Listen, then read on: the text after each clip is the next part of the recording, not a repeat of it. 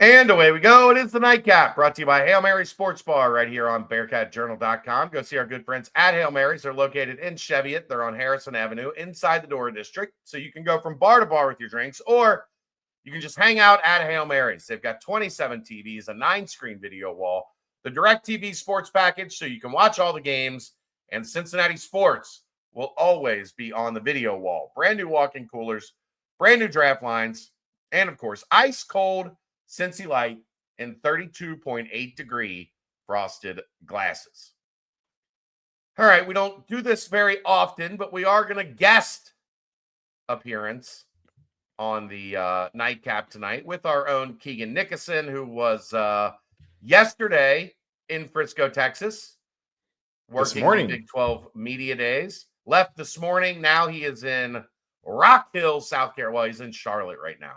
But Rock Hill, South Carolina, for the Adidas Live Period. Coaches on the road tomorrow.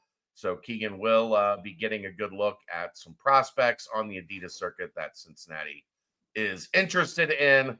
But we wanted to get a full recap. We got a partial recap from you on the BCJ pod, but a full recap of Big 12 Media Days, Keegan. So welcome to the show. Thank you for having me, gentlemen. We're very excited.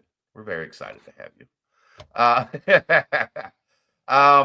Give us the lay of the land from Frisco. Was it, and these things, when you've had 2 rough seasons, I'm sure whoever's covering Arizona State had a different perspective from Big 12 Media Days. But what was the vibe from Cincinnati, from Scott Satterfield, from the coaches or from the players in terms of just the season ahead, what they've got ahead of them to get back to relevance? There was a little bit of a sense of urgency. And I think it's kind of what I talked about in my If Not Now When article, that look, if you can't capitalize on the talent you have now, it's going to impact the program in a negative way for a few years down the road, because you're just going to continue to lose momentum. And if you can capitalize on it now, then it changes everything. Talking about rev share, possibly getting more rev share, just talking about the recruiting going up, because winning obviously solves so much. When you've got Joe Royer and Dante Corleone are going to be draft picks, and then you've got a litany of guys after them that could develop into that kind of player currently on your roster, I think that's when you kind of start to think, okay, time's running out, and the margin of error that we have is pretty slim. And I think when Scott Satterfield is quoted multiple times saying, "This is the best team I've had here. It's the deepest team I've had here," he's making that known, and he's taking away any excuse. And everyone that watched last year knows the pieces that are coming back. They know what UC needed, and all the holes that they filled and did a really good job of in the transfer portal. So I think it's a sense of urgency, and I think it's them knowing they need to be at 8 wins, 8, 9 wins to have a good season. And then, as you said with Bud Elliott, you have to have 7 to survive. What was the vibe from the other people that were there, the other teams that were there, the other coverages that were there in regards to Cincinnati? Like, how do you think the rest of – we saw the poll. We know where we fall in the media poll. But what do you think that the vibe that you got from everybody else was? I think no one cares enough, because they're either thinking about Texas Tech or Arizona State or Colorado. Those are the 3 teams that are kind of just hogging all of the media headlines. I think it was really funny. They did a coaches roundtable on the stage, and it was basically every coach that was there that day kind of got on the stage, and then Matt Berry with ESPN kind of did a panel, and everyone's just talking about, we got to, like, there's got to be rules, there's got to be a salary cap. And then Joey McGuire is just sitting up there just like nodding along with this $40 million roster. And then Scott Frost made a comment of like, it can't be he who has the biggest boosters has success or always wins. And then Joey McGuire just like nodding along. I thought that was really, really funny. But he's like, that, well, it can be. No, it can be. that was probably the biggest topic of conversation the whole day was Texas Tech. And I think like last year, a lot of it was Colorado at media days. This year it's Texas Tech, and wondering if it's going to work. And then also just the dynamic of this new day and age. And you have a salary cap now that 20 million, yet there's a $40 million roster. So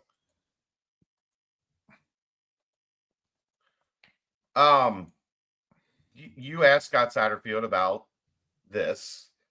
He seemed to very strongly imply that they were not getting the full, I guess the number that everybody's throwing around that is like the top number is 75% or 15 million of that $20 million.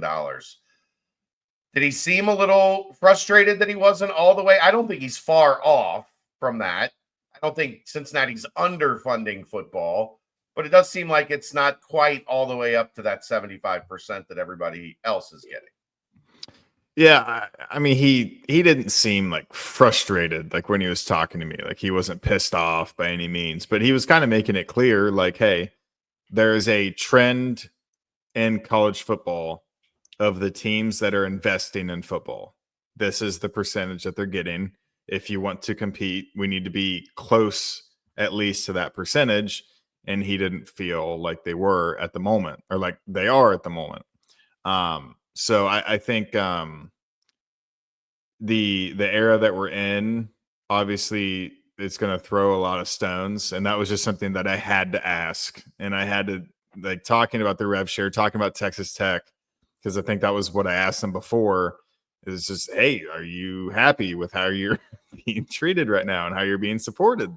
And that was the answer that he gave me. So I think it also comes into how far off are you, and then also kind of playing in what John Cunningham told me about how it's not going to change leaps and bounds from year to year. Like it's going to be very minute, minuscule changes from year to year. It's not like there's going to be 5% shifts every season. I think how UC does the split benefits football in terms of the timing of it, because they want to have a firm number by January 1, and then it's not changing from there. So football can have a good amount of clarity on how to manage the portal and stuff like that.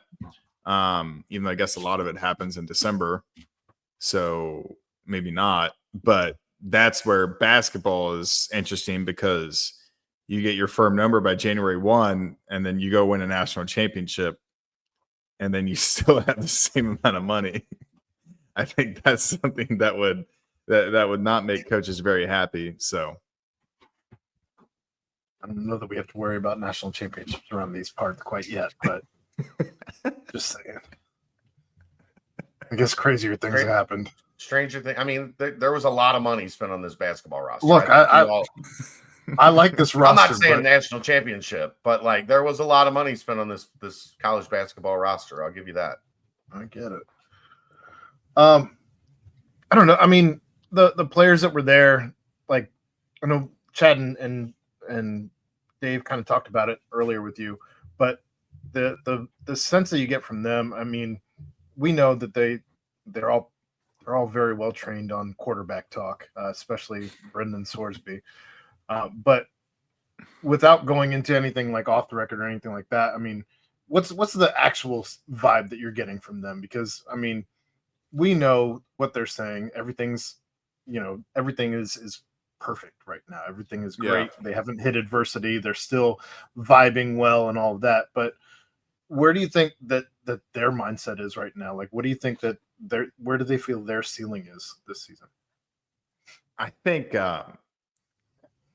Chad might agree with me on this, but I feel like the person who has been the most like directly frustrated about last season and like wants to win now, I think has been Dante.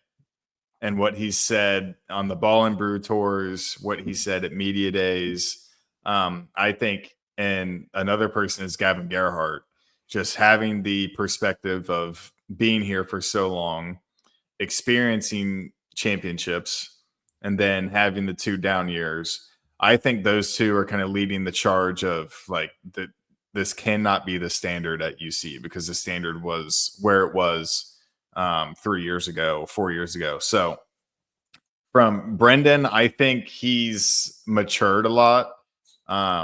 He didn't have to go through any media training before his like kind of half year at Indiana where he was their starter. And then last year is kind of not necessarily thrown to the wolves at all because he's a confident dude who knows how to play football. But you can kind of tell how seasoned he is now, how experienced he is now, and how badly he wants to be better than he was last season. And I think he's doing a good job through spring, and I think we're going to see in fall camp of how he's leading the offense and kind of how he meshes with this new wide receiver core. So he definitely seems more comfortable as well. I think at the start of last year when Chad and I were talking to him and the rest of the media were talking to him, he was a little bit nervous, but he's fully embracing it now, and he looked like he had a blast yesterday. Go ahead and ask him, Aaron, about the fake screams. Were you there for the fake screams from Sorsby? No. Did you see the video where all these guys that were there from the Big 12 they're all in full pads and they're doing these screams, rah, and Sorsby's the only one in this clip that just he goes mute and just does the action but doesn't actually scream. He didn't scream. No, it was almost uncomfortable to watch. Like, what are you doing, dude? You gotta scream, especially with that new haircut and everything, the mohawk or whatever he's calling it. Yeah, you got. He's the only one. Like, one guy had the most effeminate scream I've ever heard. Oh gosh, by a football Avery player. Johnson. No, it was a guy for Arizona State actually. TikTok star Sam Levitt. Sorry, nope, not that guy either. He's got the back of a duck haircut. I just can't stand it. Anyway, you're out on Arizona State too. No, Kenny Dillingham is one of the best coaches in the country, so they could very well hard win disagree. again. No shot. Yes, he is. No, they were picked last in the Big 12 and then almost beat Texas. They should have beat Texas in the college football playoff. Cincinnati should have been into a different bowl game, but anyway. Whatever. They're losing that game if Sam Levitt plays. Or if they have a better coach. But that's just like your opinion, man.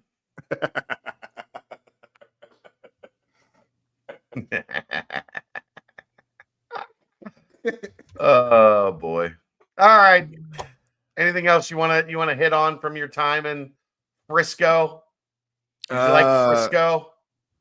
Frontier Airlines can go someplace where the sun doesn't shine.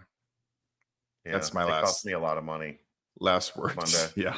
It didn't cost you any money. Cost me 8 hours. Cost me a very important business meeting that I missed. Yeah. I get like one of those a year, and I missed it. So probably should have scheduled an early flight, not an afternoon flight. Yeah. Probably. Shots fired. That's just common sense. Yeah. Just teaching moments. Yeah. If you need to be there by a certain time, don't plan to arrive 30 minutes in Frisco before you need to be where you need to be. That's flights that I originally planned on taking might have been more expensive by the time I received the funding. That's the comeback I'll make. Then be careful. Be careful on that ice you're walking on, Keegs. All right, that's going to wrap it up. Thanks to everybody for tuning in. That's the Nightcap, brought to you by Hail Mary Sports Bar, right here on BearcatJournal.com. See ya!